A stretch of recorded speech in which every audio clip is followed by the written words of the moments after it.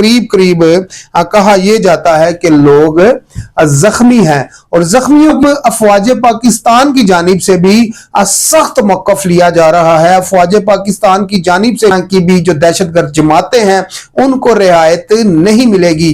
कहा तो यह भी जाता है कि जो है तो हमारे घर में जब तक कोई गद्दार नहीं होगा, हमारा अपना कोई गद्दार नहीं होगा, तब तक पालेगा।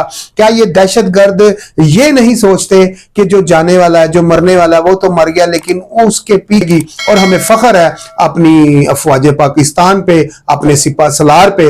और इस अफवाज पाकिस्तान पे पीटीआई कहती थी कि फौज अच्छी है। आज जब कमर जवेद बाजवा ने शहबाज शरीफ को रजीम चेंज किया तो हम अपने पाकिस्तानियों को सपोर्ट करें, अपने मुल्क को सपोर्ट करें, वहां पर आप धाबा बोल देते हो। अब जब उनका जो पासपोर्ट है वो कंट्रोल लिस्ट में डाल दिया गया है और ये 23 लोग हैं जनाब, जिन लोगों ने काजी फनी के 153 अभी नाम ऐसे हैं जिनको कंट्रोल लिस्ट में नहीं डाला गया और उनको भी कंट्रोलिस्तान है उसका झंडा आप पैरों के तले रोलेंगे, चाहे अफगानिस्तानी हो चाहे पाकिस्तानी हो। जब आप बाहर के मुल्क नवाज शरीफ साहब को जब कहने इख्तिदार से उतारा गया, दिगर केसों में घसीटा गया, बेटे से तनख्वाह ना लेनी साहबा की मलिका बुखारी MNA रह चुकी हैं, कौमी असम्बली रुकने कौमी असम्बली रह चुकी हैं, उसके बावजूद आप इतनी पढ़ी लिखी लीग नून के जो लोग हैं ये भी आपके अपने हैं। हम सब एक आदम की औलाद हैं, हम सब पाकिस्तानी हैं। कोई हम बॉर्डर के लिए इतने नीचे मत गिरे कि जिससे आपके मुल्क की साख। जी तो अस्सलाम वालेकुम नाज़रीन, JJTV के प्लेटफॉर्म से मैं हूं सुल्तान और आप देख रहे हैं मेरा डिजिटल चैनल। नाज़रीन, जैसा कि आपको मालूम है कि अमेरिका में जो काजी फायज ईसा के ऊपर PTI के लोगों ने हमला किया, उसके बाद इसका क्या रिजल्ट आया और अभी भी इसका रिजल्ट आया है या नहीं आया, इसी चीज के ऊपर, इसी मौजू के ऊपर हम आपसे बात करेंगे। और दूसरा, जैसा कि आपको मालूम है जो बलूचिस्तान में कह लें, कोयटा के अंदर कह लें कि जो स्टेशन पे, रेलवे स्टेशन पे खुदकुश हमलावर ने जो पाकिस्तानियों को निशाना बनाया है, जो मासूम कह लें कि जो शहरी थे उनको निशाना बनाया गया, दहशतगर्दी का बहुत बड़ा वाकया हुआ है। इन्हीं दोनों चीजों के ऊपर, इन दोनों खबरों के ऊपर हम आपसे बात करेंगे और तफसीलन इसके ऊपर बात करेंगे। कह लें कि इन दोनों खबरों की जानिब आगे बढ़ने से पहले मेरी रिक्वेस्ट है कि आप हमारे चैनल को लाइक कर दें, शेयर कर दें, सब्सक्राइब कर दें, वीडियो को ज्यादा से ज्यादा शेयर करें ताकि बेल आइकॉन का बटन भी दबा दे ताकि आने वाली जो नई वीडियो है उसका नोटिफिकेशन बर वक्त आप तक पहुंच सके। तो नाज़रीन, जैसा कि आपको मालूम है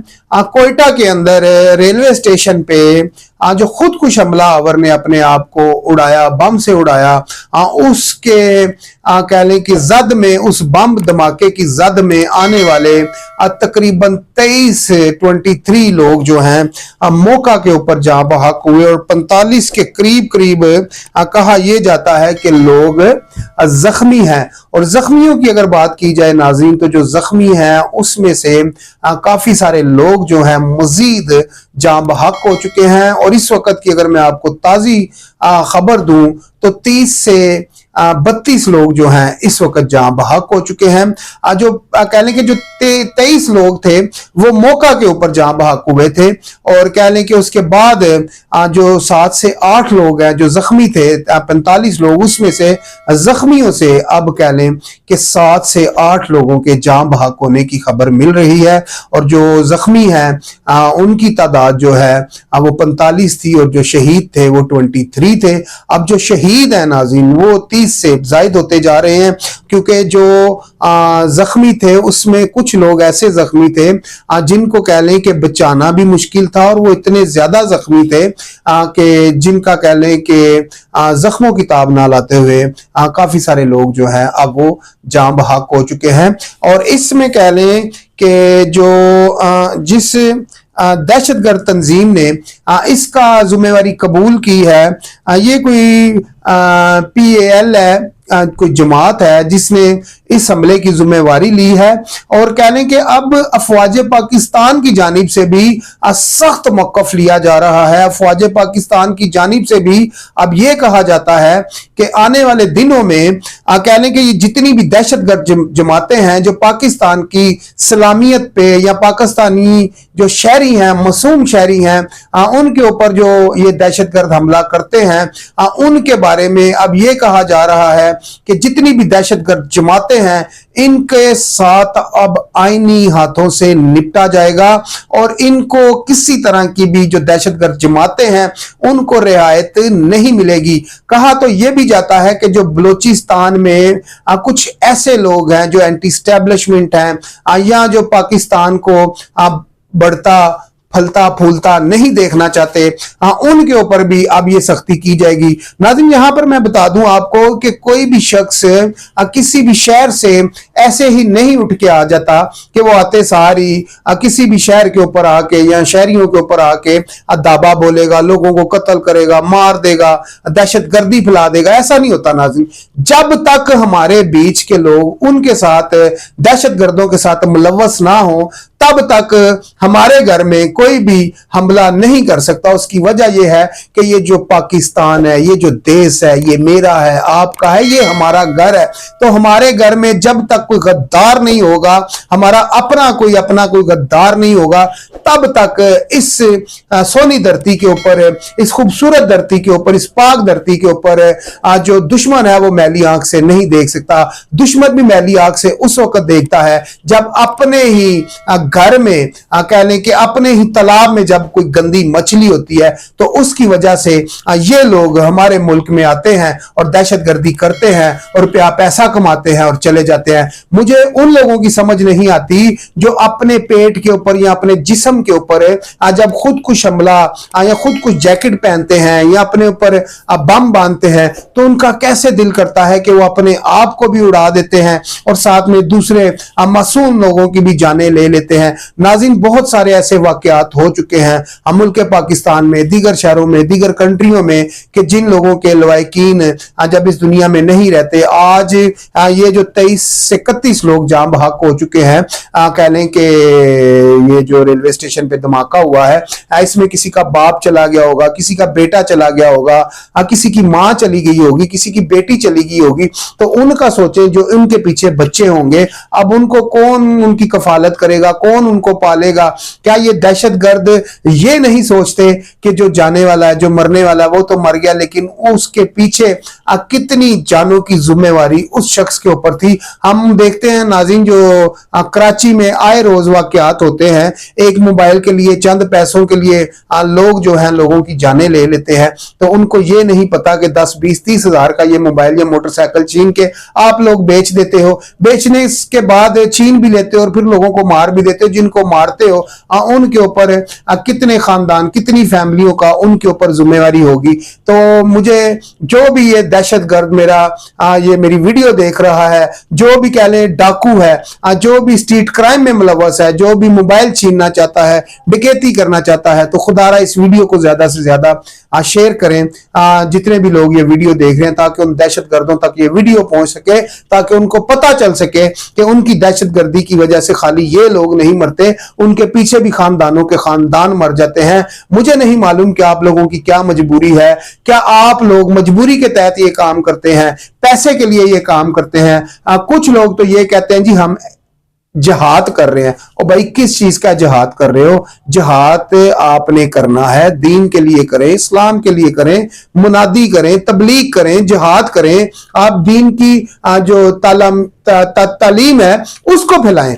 ये कोई जिहाद नहीं है लोगों की जान लेना। तो मकसद यह है, जिसने एक जान ली, एक इंसान की जान ली, एक कत्ल किया, गोया उसने पूरी इंसानियत का कत्ल किया और उसने पूरी इंसानियत की जान ली। तो यहां पर नाज़रीन फिर मैं आपको बता दूं, जो अफवाज पाकिस्तान है वो अब जो है कि एक बहुत बड़ा पाकिस्तान में ऑपरेशन होने जा रहा है और बलूचिस्तान में भी ये ऑपरेशन होगा, KPK में भी होगा, और जो अफगानिस्तान की जानिब से हमें दहशतगर्दी का सामना है, फिर कह लें बलूचिस्तान के रास्ते से हमें दहशतगर्दी का सामना है, और कह लें कि जो हमें बॉर्डर लगता है पाकिस्तान को, उस जगह पे आप कह लें कि बहुत बड़ा ग्रैंड ऑपरेशन होने जा रहा है। अब जो दहशतगर्द हैं वो कह लें कि अपनी अपनी जो वो कहते हैं ना, अपनी वो मंजी थले डांग फेर लें, तो अब उनकी खैर नहीं है। अफवाज पाकिस्तान ने इसके ऊपर कह लें कि बहुत बड़ा एक कह लें कि डिसीजन ले लिया है। अब उनकी खैर नहीं है जो पाकिस्तान को तबाह और बर्बाद करना चाहते हैं।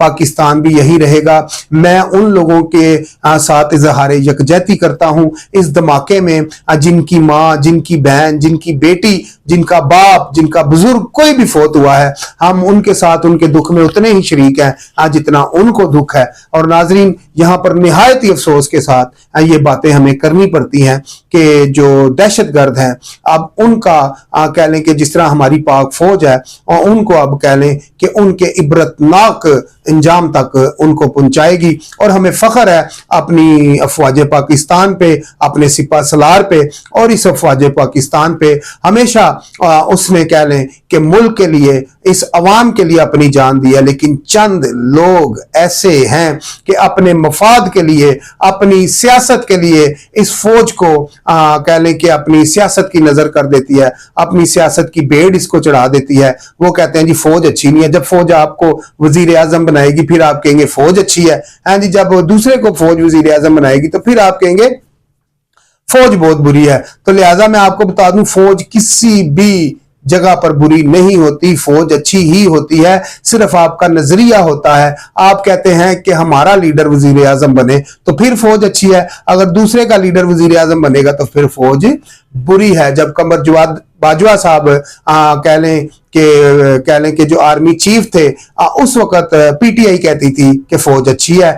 जब कमर जवेद बाजवा ने शहबाज शरीफ को रजीम चेंज किया तो शहबाज शरीफ को अदम एतमाद से वजीर आजम बनाया, तो फिर पीटीआई के लोगों ने कहा कि जो आर्मी है ये गलत है, फौज है बुरी है। पहले फौज अच्छी थी, जब वजीर आजम आपका बंदा नहीं रहा इमरान खान तो फिर फौज बुरी हो जाए। इमरान खान की बात हो रही है तो नाज़रीन आपको मैं बता दूं कि जो हमारे कह लें कि जो साबका कह लें कि जो सुप्रीम कोर्ट के चीफ जस्टिस थे काजी फायज ईसा साहब, और काजी फायज ईसा साहब पे अमेरिका पे कह लें कि पीटीआई के लोगों ने हमला दावा बोल दिया। यार क्यों दावा बोलते हो आप?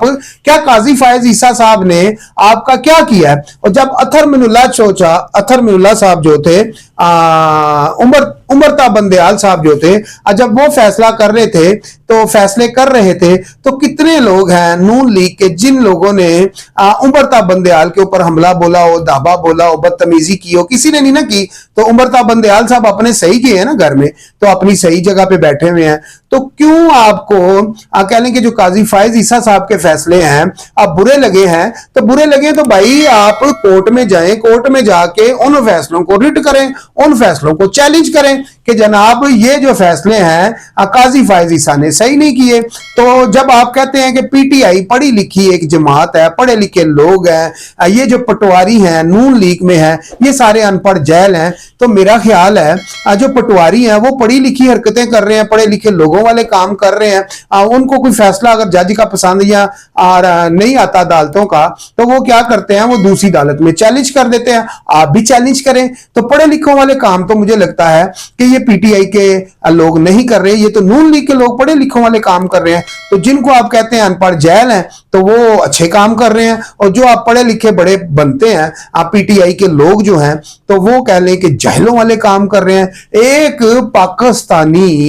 एक पाकिस्तान की सबसे बड़ी अदालत, पाकिस्तान का सबसे बड़े मनसब पे बैठा हुआ एक कह लें कि जो रिटायर होता है चीफ जस्टिस काजी फायज ईसा, उसकी गाड़ी पे आप दावा बोलते हो, और वो भी उस मुल्क में जिस मुल्क में हमें चाहिए कि हम अपने पाकिस्तानियों को सपोर्ट करें, अपने मुल्क को सपोर्ट करें, वहां पर आप दावा बोल देते हो। अब जब आप लोग पाकिस्तान आओगे तो जब आपको पाकिस्तान की शहरियत नहीं मिलेगी, जब आप एयरपोर्ट पे उतरोगे आपको गिरफ्तार कर लिया जाएगा, फिर आप बोलोगे कि ये मरियम शरीफ भी गलत है, ये शहबाज शरीफ भी गलत है, ये जी मोहसिन नकवी भी गलत है, फिर आप रियासत को गलत कहोगे। लेकिन आप ये नहीं बताओगे कि आपने अमेरिका में क्या किया है।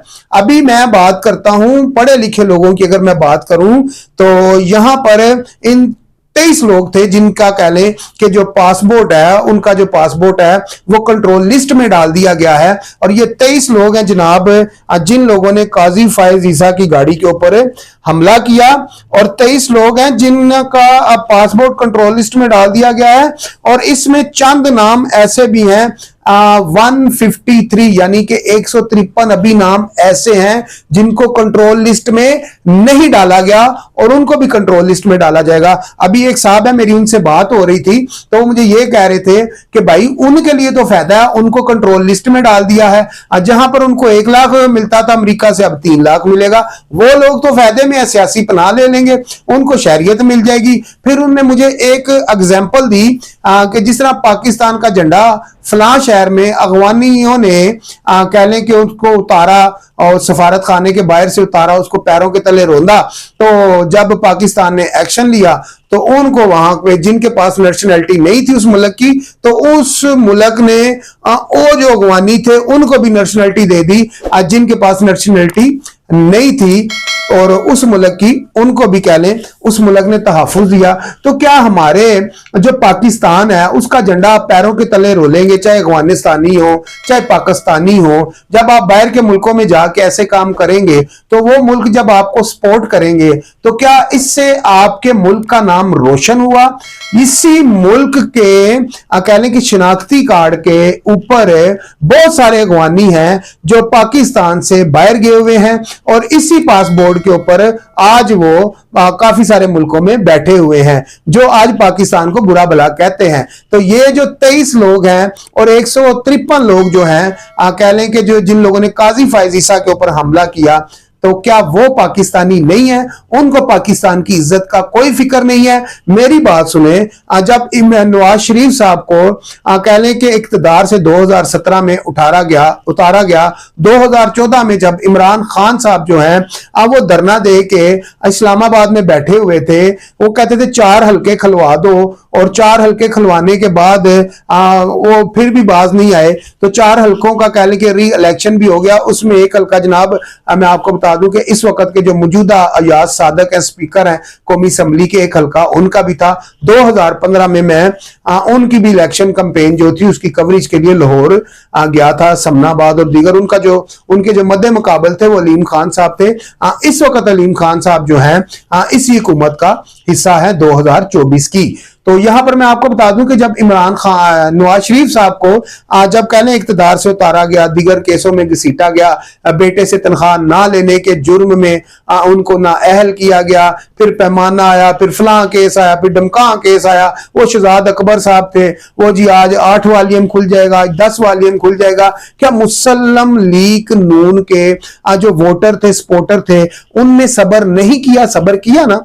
आप लोग भी, मेरी जनाब अर्ज है कि आप लोग भी सब्र करें। खान साहब के ऊपर 200 से ज्यादा केस थे, आज जिसमें से अगर देखा जाए तो अब 2-3 भी नहीं रहे, ये भी नहीं रहेंगे यार, आ जाएंगे खान साहब बाहर, लेकिन कानूनी तरीके से लड़े, कानूनी जंग लड़े। ठीक है, अगर डील होती है या डील होती है तो वो होगी, उसके बगैर ना खान साहब बाहर आ सकते हैं। जैसे भी पिछले दिनों में एक काफी सारा एक क्लिप है जो बड़ा वायरल हो रहा है शेर अफजल मरवत साहब का, कि जब तक मियां साहब नहीं चाहेंगे तो कह लें कि इमरान खान साहब बाहर नहीं आएंगे। तो बात तो आ गई ना फिर नून लीग के ऊपर, तो नून लीग चाहेगी तो वो बाहर आएंगे। ऐसा नहीं है, ऐसा है कि जनाब इमरान खान साहब जब डील करेंगे तो वो बाहर आ जाएंगे। ठीक है, बुशरा बीबी के बारे में भी ये कहा जा रहा है डील हुई है तो बुशरा बीबी गई है, तो अगर बुशरा बीबी डील ना करती तो वो जेल से बाहर निकलती तो किसी और केस में उनको गिरफ्तार कर लिया जाता। तो मेरा मकसद यहां पर बात करने का यह है कि अब रिलीफ मिल रहा है, आप लोग तहम्मुल से रहें, तहम्मुल मजाजी से चलें। ये पाकिस्तान भी आपका है, इमरान खान भी आपका है, ये मुल्क भी आपका है, देश भी आपका है। अमेरिका में बैठे हुए जितने भी शहरी हैं तो खुदारा ऐसा काम मत करें जिस तरह आपने काजी फायज ईसा के साथ किया है। इससे पाकिस्तान की जो इज्जत है वो खराब होती है।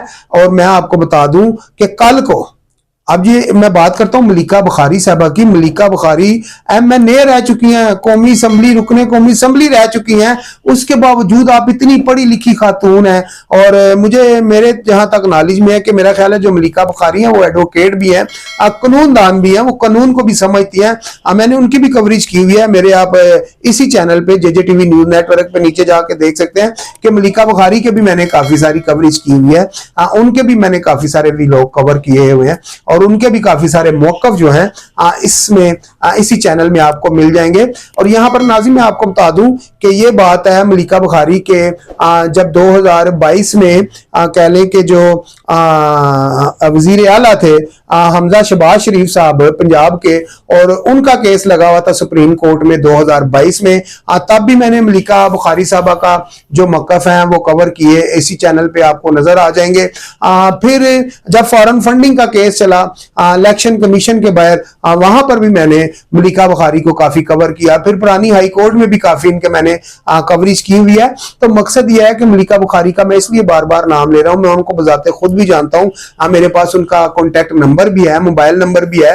तो मैं ये बात करना चाह रहा हूं, जब आप लोग इतने पढ़े लिखे लोग हैं, कानून को भी समझते हैं, तो कानून के अदारे के मुताबिक चलें। और अगर आप कानून के अदारे से बाहर भी जाते हैं तो खुदारा ऐसा काम करें जिससे पाकिस्तान की जो साख है वो खराब ना हो, पाकिस्तान की जो इज्जत है वो खराब ना हो। खुदारा अपने पाकिस्तान के लिए सोचें। ये पाकिस्तान भी आपका है, ये मुल्क भी आपका है, ये मुस्लिम लीग नून के जो लोग हैं ये भी आपके अपने हैं। हम सब एक आदम की औलाद हैं, हम सब पाकिस्तानी हैं, कोई हम बाहर से नहीं आए हुए, कहीं हम लैदा मखलूक नहीं है, कोई हम वो नहीं है कि जो जमीन से निकले हुए कोई पौधे हैं। ठीक है, जो पीटीआई के लोग हैं वो भी आदम की औलाद है, और जो नून लीग के लोग हैं वो भी आदम की औलाद है। तो खुदारा अपने अपने लीडर के लिए इतने नीचे मत गिरे कि जिससे आपके मुल्क की साख खराब हो। तो इसी के साथ अपने भाई सुल्तान को इजाजत दीजिए, हम मिलते हैं अगली वीडियो में। अल्लाह हाफिज।